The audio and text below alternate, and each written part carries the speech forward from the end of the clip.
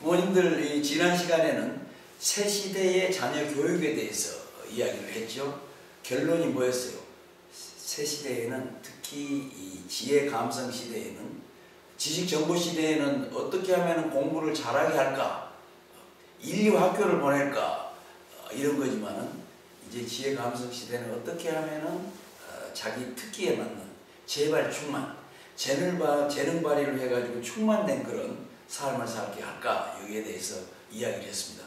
그러면 이 시간에는 그럼 어떻게 하면은 내가 우리 자녀를 재발 충만한 그런 삶을 살게 그렇게 양육시킬 거냐? 여기에 대해서 이야기를 하겠습니다. 여러분들 공부벌레를 이제 어떻게 정의합니까? 목표나 꿈이 없이 공부만 하는 사람을 공부벌레라고 해요. 여러분들 잘 아시지만은 하버드 대학이나 이런 데는 공부벌레가 없습니다. 무슨 공부벌레 하버드 학생들, 그건 틀린 이야기예요.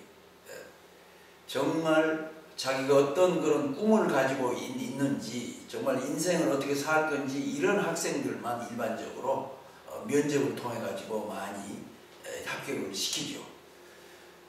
그런데 제가 말한 공부벌레의 꿈은 뭐예요? 무조건 1등을 해야 되고 1등하는 그런 목적이 인류대학에 입학하는 거고 인류대학에서도 성적이 좋으면 무조건 어렵다는 그런 과를 가는 거예요.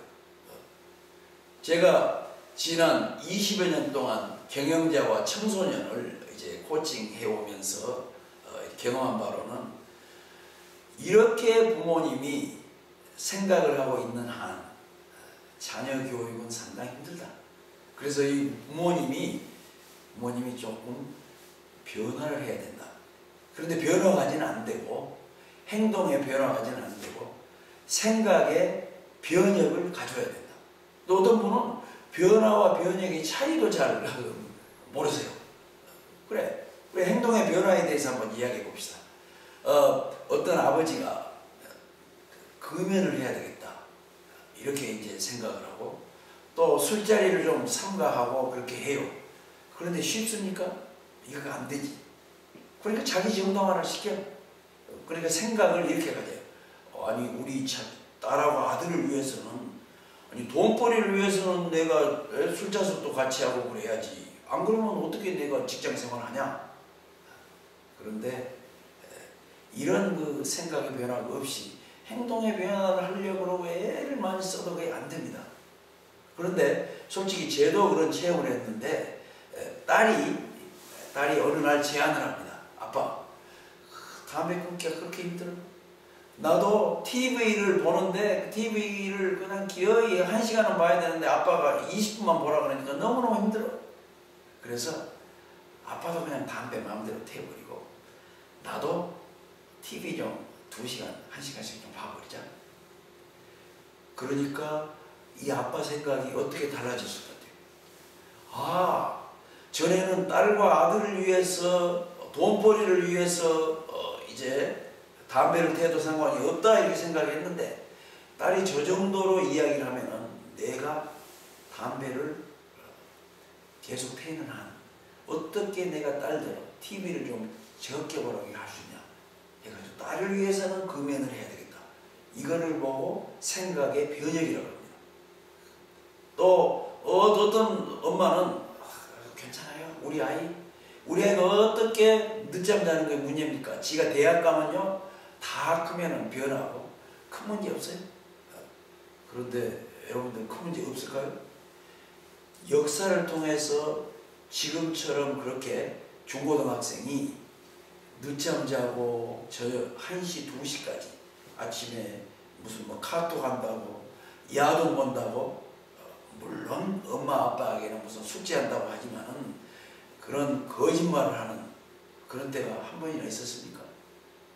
그래서 여러분들 행이라도 크면 다 변한다 생각보다는 잘못하면 내가 지금 중고등학교 다닐 때 아이의 이런 나쁜 그런 습성 이거를 변화시키지 못하면 3대가 망친다 이런 생각을 하세요. 제가 보니까요 그 아편 중독 이렇게 한 자녀들이 그렇게 잘된 자녀가 별로 없더라고. 왜? 아빠가 그렇게 했는데 나는 왜 못하냐 이런 생각을 해가지고 또 그 아이가 그렇게 하니까 또 이 아편 중독자의 뭐 손자 어떤 면에서는 아편 중독자의 부모도 상당히 힘들어요. 그러니까 3대가 아니라 4대가 힘들죠. 그래서 부모들이 내가 지금 우리 아들이 중학교 1학년인데 고등학교 때까지 3년 내지 6년만 조금 좀 애를 쓰면 자녀 훈육을 열심히 하면은 50년은 편히 살 거다. 제가 지난 시간에 한 이야기가 뭡니까? 고등학교 때까지만 잘 정말 아침에 일찍 일어나서 제대로 하고 그러면은 상관이 없는데 안 그러면은 백수족이 된다 그랬잖아요.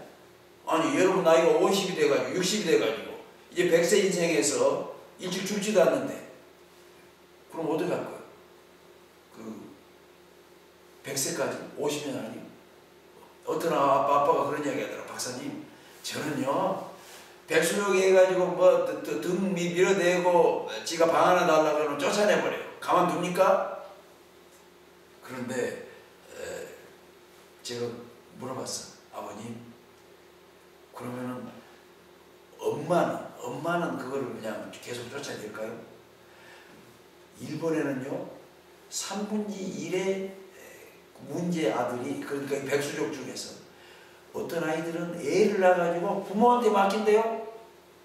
손자인데 손녀인데 그러면요 좋습니다 아빠 그러면 우리 애나 좀 맡아주세요.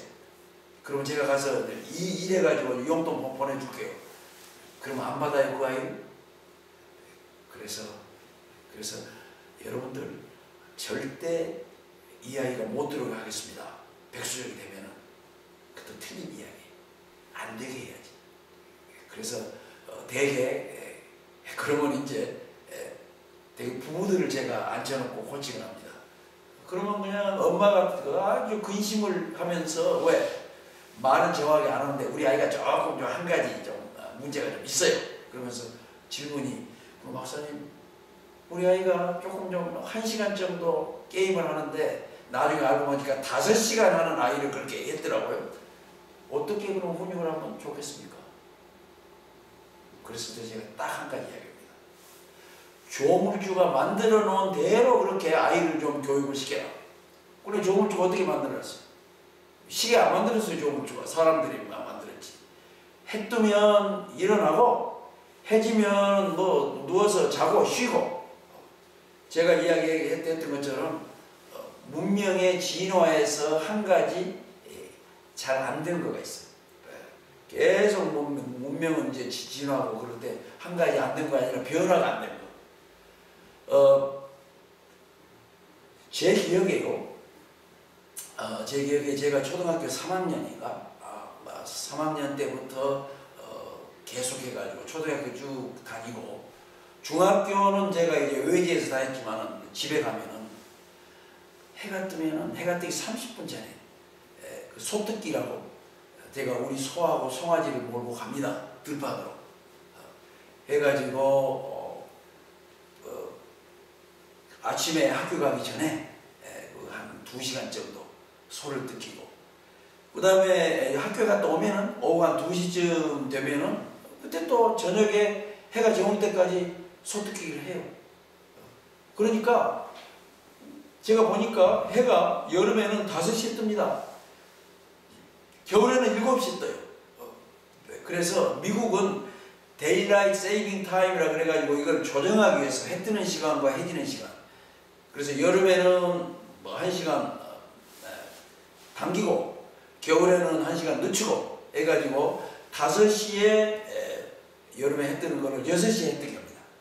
그리고 겨울에 7시에 해 뜨는 거를 6시에 해 뜨게 하는 거예요. 그러니까 옛날 내가 이제 소뜯기 식으로 했으면은 5시 반 보통 우리가 해가 이제 6시에 뜬다고 하면은 그러면은 5시 반에는 상당히 후원해요. 그럼 그때 딱 나가지고 소를 몰고 나가죠. 그래서 이거가 조물주가 만들어 놓은 대로 그렇게 생활하는 겁니다. 이거. 그래서 솔직히 우리 3대가 그런 것 같아요. 물론 뭐 4대 5대가 그랬죠. 우리 할아버지도 그렇게 했고, 우리 아버지 그렇게 했고, 제가 그렇게 했고. 근데 우리 아들은 뭐 농사를 안 지었으니까 이 녀석은 아침에 6시부터 한 2시간, 1시간 정도 신문 배달을 하게 했습니다. 내 생각에는 초등학교 한 4, 5학년 때부터 그렇게 한 것 같은데 왜 그렇게 한 줄 아세요? 제가 미국에서 애들을 초등학교를 보냈는데 미국 사람들 명문 가정은요 반드시 아이가 그러니까 6시에 신문 배달을 하니까 5시 반에는 일어나야죠. 5시 반경에 일어나가지고 애들이 활동하도록 그렇게 이제 시킵니다. 그래서 아침형 인간이라는 책을 보니까 이런 이야기가 있어요. 아침을 지배하는 사람이 하루를 지배하고 하루를 지배하는 사람이 인생을 지배한다. 얼마나 맞는 이야기예요. 그러니까 아침 시간을 의미 있게 보내는 사람은 하루를 가치 있게 보내고 하루를 가치 있게 보내는 사람은 일주일을 가치 있게 보내고 맞는 이야기 아니에요? 그렇게 되면 학생인 경우에 일주일이 의미 있으면 한 학기가 의미가 있어지고 한 학기가 의미가 있으면 1년이 의미가 있고 좋은 성적이 나오게 되어 있죠. 그래서 제가 또 이제 어느 책을 보니까 하버드 대학에 이 도서관에 가봤더니 모두가 잠을 자고 있는 시간인 새벽 4시 반에 하버드 도서관은 빈자리 하나 없이 학생들로 가득 차 있더라. 그런데 도서관뿐만 아니라 학생식당, 복도, 교실 등 저마다의 그 지역에 가니까 공부로 모두가 바쁜 모습이더라. 그리고 또 이 책에 이렇게 돼 있어. 근데 하버드는 영재들만 다니는 명문인 줄 알았더니 정확하게 가서 보니까 학생들이 타고난 능력을 가진 그런 사람이 아니고 실제로 하버드 학생들은 가장 똑똑하고 머리가 좋은 그런 사람들이 아닌 세계에서 가장 부지런한, 그러니까 아침에 일찍 일어나고 공부하는 아침형 학생들이었다. 이거가 맞는 것 같아요. 그래서 저 책도 100% 맞는 것 같지는 않아요. 왜? 우리 아들하고 며느리가 하버드를 다녔기 때문에 제가 알죠. 그 중에 일부는 늦잠 잔 녀석도 있어요. 그런데 일반적으로 저렇게 한다는 이야기인데 너무너무 맞는 이야기죠. 제가. 그래서 매일 저녁 일반적으로 10시 반에 자고 아침 5시 반, 6시에 기상해가지고 등교 전에 그러니까 학교에 가기 전에 한두 시간 예습 복습을 하는 그런 학생들. 하버드 대학생뿐만 아니고 정말 좋은 그런 기숙학교, 어떤 데는 군대. 아니 여러분들 절에 가면은 예불을 부처님이 메시아라고 했습니까? 또 교회 가면은 정말 그 유명 인사들 그런 분들은 아침에 새벽 기도를 가더라고요. 그래서 제가 확신하는 거는 아이들도 마치 제가 했던 것처럼 다른 미국의 유명한 그 가정들, 정말 인류로 자녀를 양육하고 싶은 그런 가정들이 하는 거, 이거는 아침에 좀 일찍 일어나야 되겠구나. 어떤 면에서는 일찍 일어나는 것보다는 일찍 자야 되겠구나. 그래서 저는 6시에 일어나려면 꼭 10시에는 자야 된다고 이렇게 생각을 합니다. 특히 초등학교, 중학교, 고등학생들은 물론 이제 대학에 가면은 그 예배가 있을 수도 있겠지만, 그래서 이런 문제를 해결할 수 있도록 제가 SMC 코칭이라는 걸 만들었어요. SMC는 Student Morning Coaching. 이렇게 만들었는데, 이제 아이들이 일반적으로 뭐 1시, 새벽 2시에 자고, 그런 아이들이 10시에 자라 그러니까 잠이 와요. 그러니까 이불 속에서 몰래 하고 이제 이런 문제가 있죠. 그래서 부모들하고 딱 앉혀놓고 아빠, 엄마, 학생 앉혀놓고 서로 합의를 시켜요. 제가 그 10시 저녁 10시가 되면은 스마트폰하고 그 다음에 플래너라고 있습니다. 플래너 그날 몇 시에 일어나서 뭐를 했는지 그걸 딱 적는 그거 있어요. 그거하고 딱 거실에다가 갖다 놓으면은 아빠 엄마는 그거를 보고 아이가 잤는지 안 잤는지 그걸 확인을 하고 아이가 잠이 안 오면 그냥 눈 감고 계속 누워있고, 그리고 아침 6시 혹은 5시 반에는 가가지고 깨워주고 전화로 코칭을 합니다. 제가 전화를 해요. 이제 전화를 하면 보통 5명의 학생이 전부 접속을 해가지고 정말 자랑스럽다. 니네들 앞으로 하버드 대학생이 될 것처럼, 앞으로 미래의 정주영 회장님이 될 것처럼, 솔직히 정주영 회장도 일찍 일어났거든요. 삼성의 임원들이 될 것처럼, 삼성의 임원들 다 일찍 일어납니다. 니네들 너무너무 훌륭하다. 이런 이야기를 해가면서 좋은 그런 영어 단어를 외우고, 짧은 시간이니까 감사한 것 이야기를 하고, 그 다음에는 끝나자마자 뭘 할 건지, 1시간 반 동안 학교 등교 전에 뭘 할 건지 확인을 합니다. 제가 볼 수는 없지만 자기들이 그걸 쓰도록 하고 이렇게.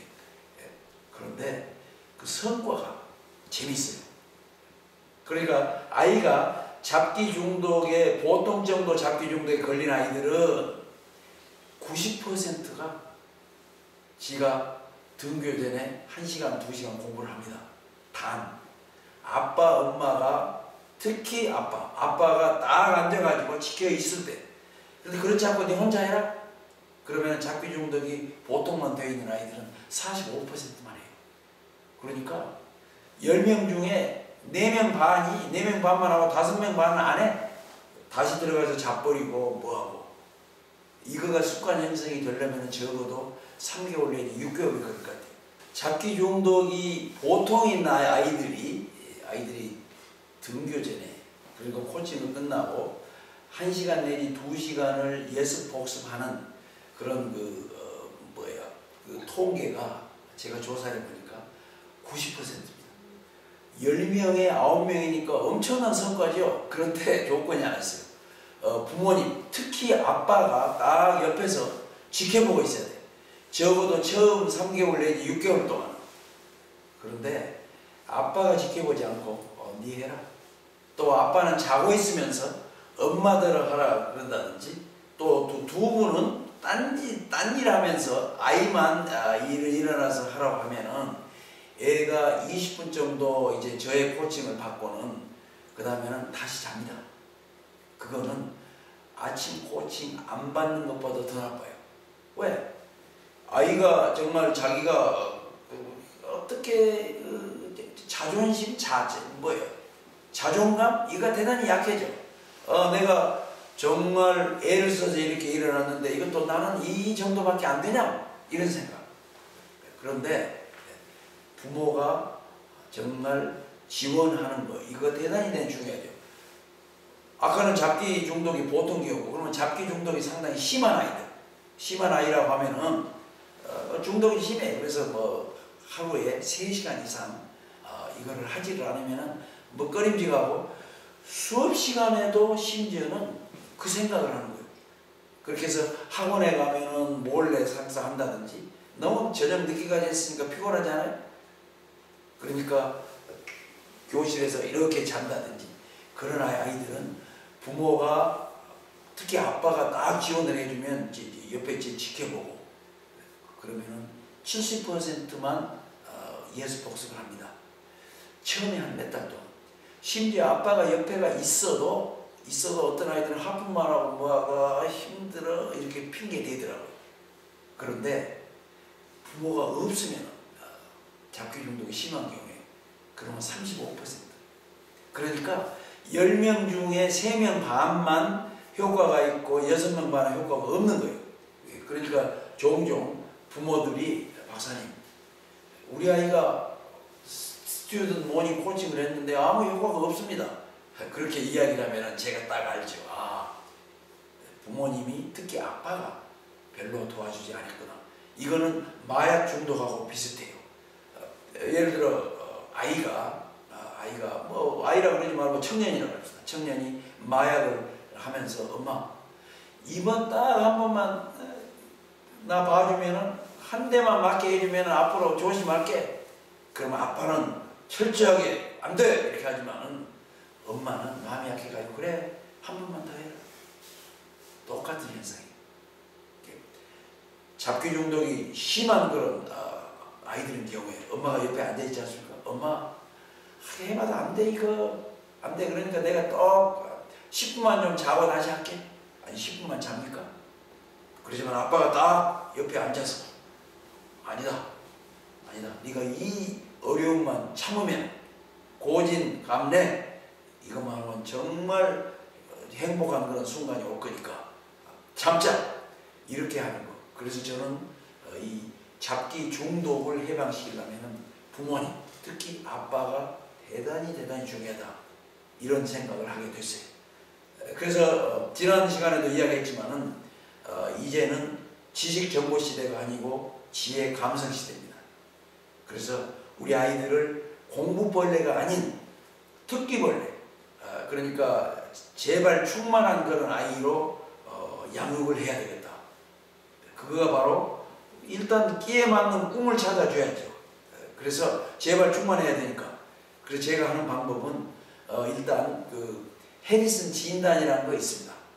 한 30분 정도 이거가 주로 어른들, 경영자들을 진단하는 건데 제가 잘 만들어 가지고 우리 한국의 중학생 이상이면 1학년 이상이면은 자기가 어떤 그런 그 진로를 하면은 적합한지 100% 맞지는 않지만 그래도 90% 맞다 그래요.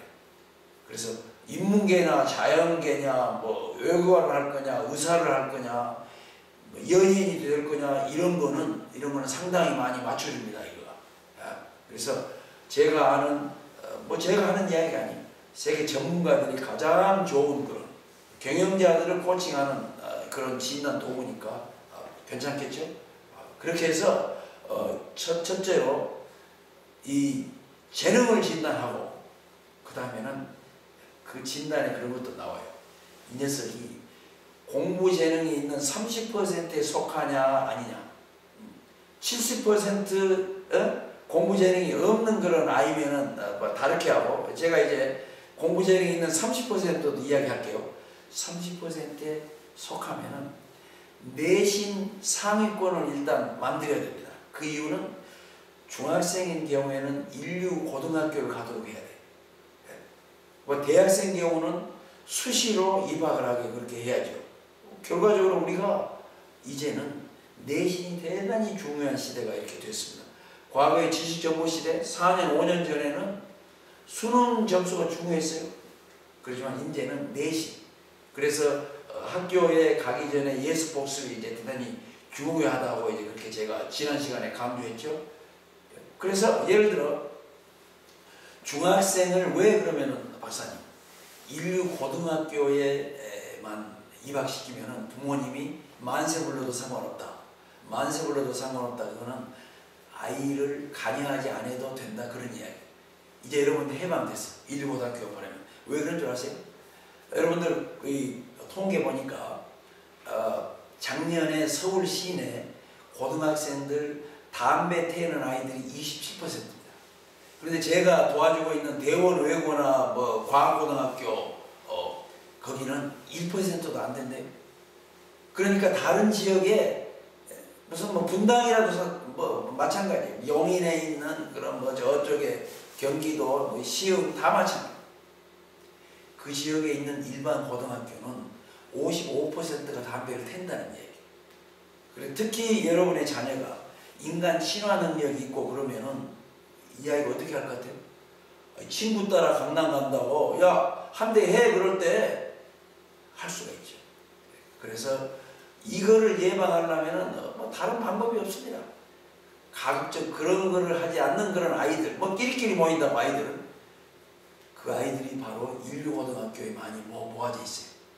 물론 어떤 교회나 그런 데도 이제 모아있는 그런 경향도 있지만 그래서 인류고등학교를 가면은 일생 동안 자존감을 갖게 되고 이 아이가 또 그걸 느꼈기 때문에 여러분은 체험하지 못했고 여러분의 손자 손녀는 또 인류고등학교를 갈 거예요. 솔직히 제가 인류고등학교를 체험을 해보고 우리 삼형제인데 삼형제가 다 인류고등학교를 체험을 하니까 그 다음에는 어떻게 됐어요? 제 애들도 다 인류고등학교를 보냈고 아마 그 아이들도 틀림없이 인류고등학교를 보낼 거예요. 해보니까요. 인류대학보다도 인류고등학교는 일생 동안 자존감을 가져. 그리고 좋은 친구들을 사귈 수 있고. 그래서 공부재능의 30%에 속하면 중학생인 경우에 인류고등학교를 진학하게 하겠다. 이해됐어요, 여러분들? 참고로 대원, 외고나 그런 특목고는 인재는 내신 가지고 합니다. 그러면 이제 고등학생 경우에, 고등학생인데 공부 재능을 가지고 있다, 우리 아이가. 고등학생 경우는 인류대학을 목표로 해야죠. 인류대학을 목표로 하는데, 이제 해리슨 진단을 통해 가지고 이 친구가 뭐를 해야 될지, 이런 이제 전공 분야가 나오면은 인류대학이나 그 중에서도 정말 학과를 선정해서 이렇게 가야 됩니다. 그런데 우리 아이가 공부 재능이 없는 70%에 속한다. 그러면 조금 이제 좀 그렇죠? 이 경우도 특기나 재능을 찾아내야 됩니다. 하나님이 공평해요. 틀림없이 여러분들 다중지의 지능이라고 있는데 2가지 아니면은 3가지를 틀림없이 줬어. 국영수 공부하는 재능을 안 줬으면 이 아이에게는 무슨 운동 지능을 줬다든지 인간 신화 능력을 줬다든지 이런 걸 줬기 때문에 그걸 찾아내야 돼. 그 다음에는 내신을 최소 하위권에 있으면 안 돼요. 최소 중위권으로 올려야 됩니다. 중위권으로 올려야 기술고등학교를 가고 대학을 가도 인류학과를 가게 되죠.